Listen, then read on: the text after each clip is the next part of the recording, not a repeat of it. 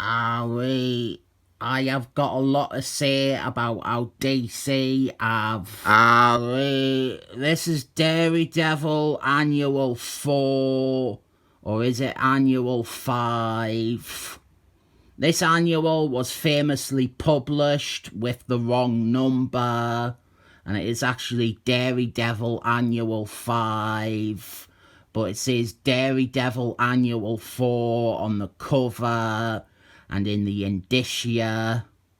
This is part of SeaWorld Attacks, the story that I have covered vigorously on this channel over the years.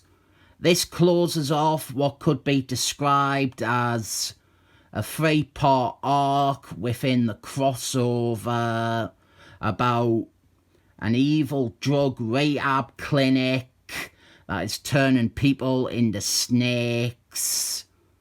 Guest starring Spider-Man and Doctor Strange, who should be wearing an eye patch on this cover.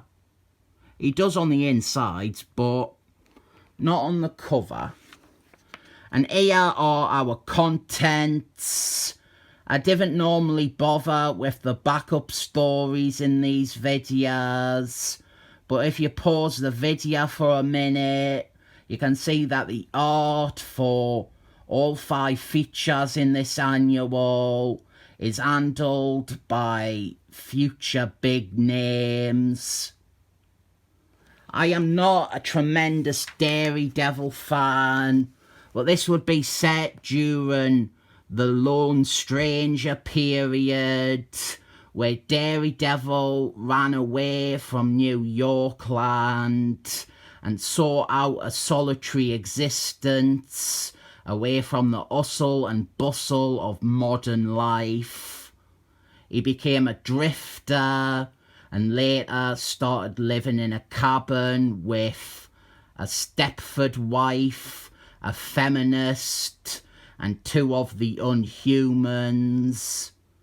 Then you have an annual crossover like this where Daredevil just abandons the setup of his series to return to New Yorkland. He overhears some people in a store expositing about the drug rehab centre and how all the people who gone there seem brainwashed.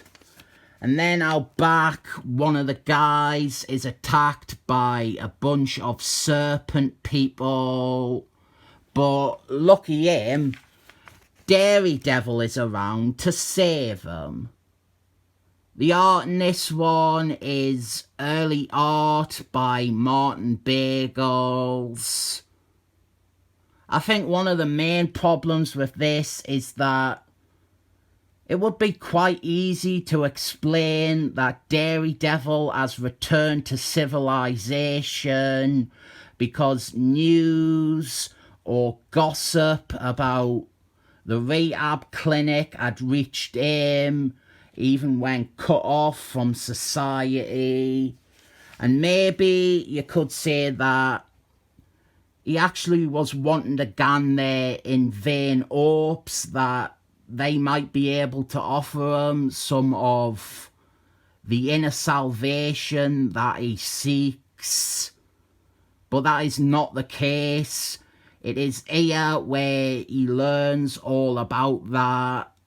He returned to New Yorkland for no reason, and that is the biggest gripe I have with this.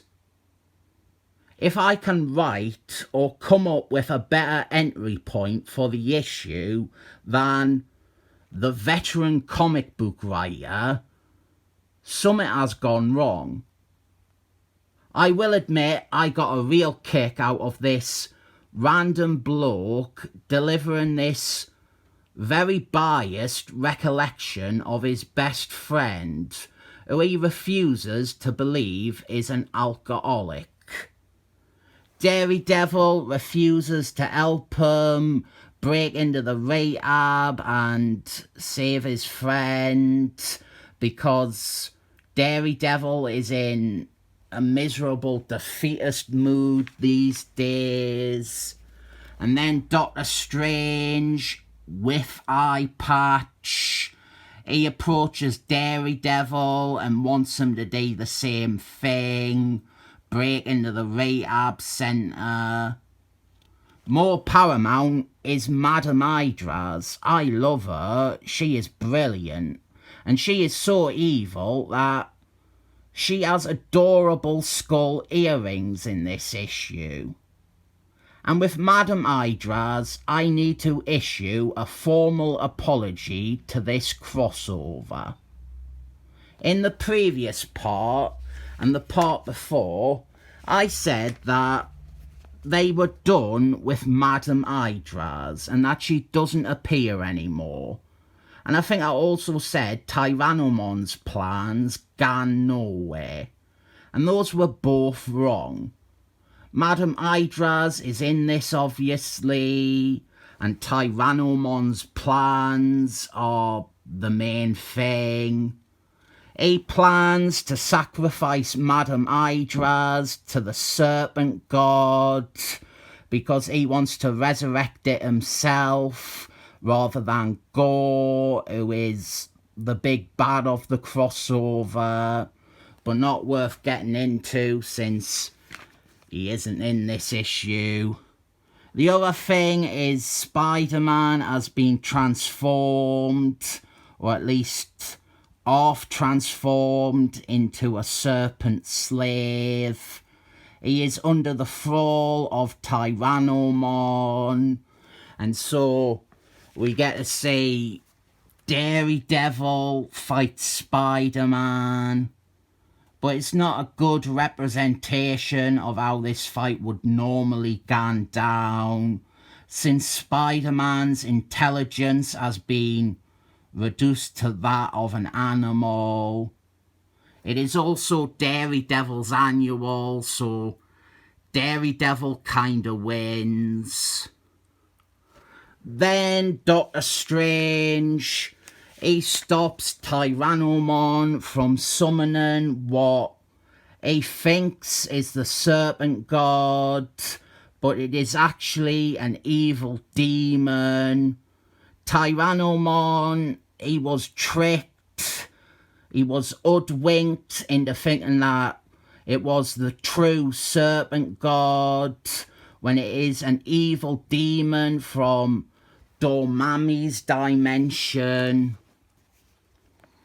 Part of me wonders if this annual should have been split up into a Daredevil annual and a Doctor Strange annual.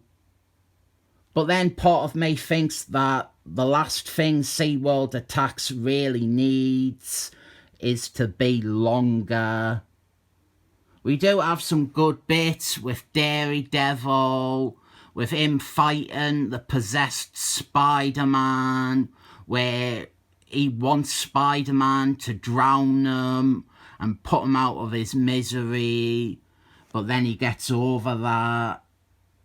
And one of the reasons I say about doing a separate Doctor Strange annual is that the part with him is very disconnected from Daredevil, and there is some stuff that happens in it that maybe deserved more page time.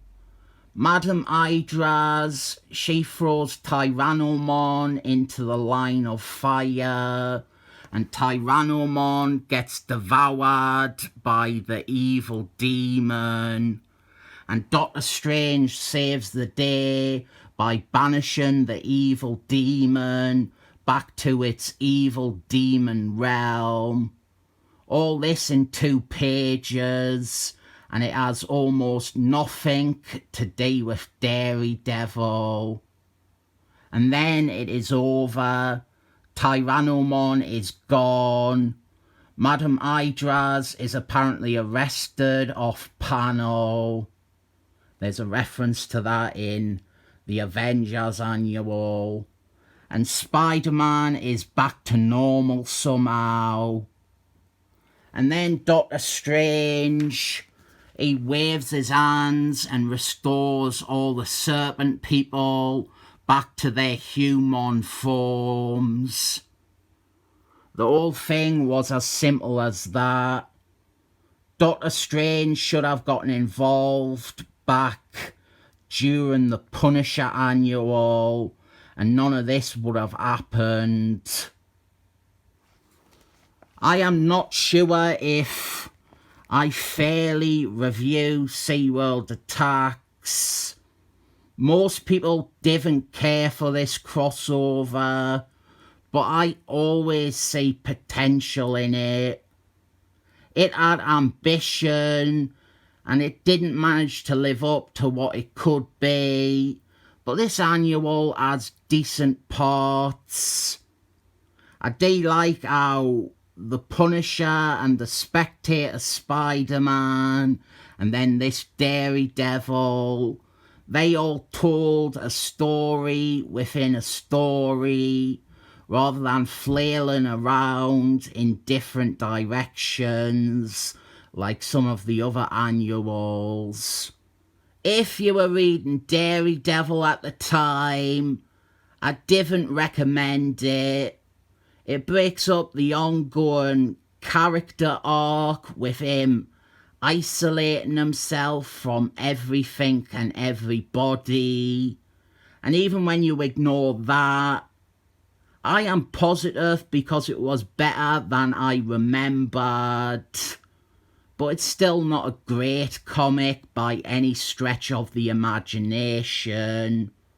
It deserves a 7 thumbs up, I reckon.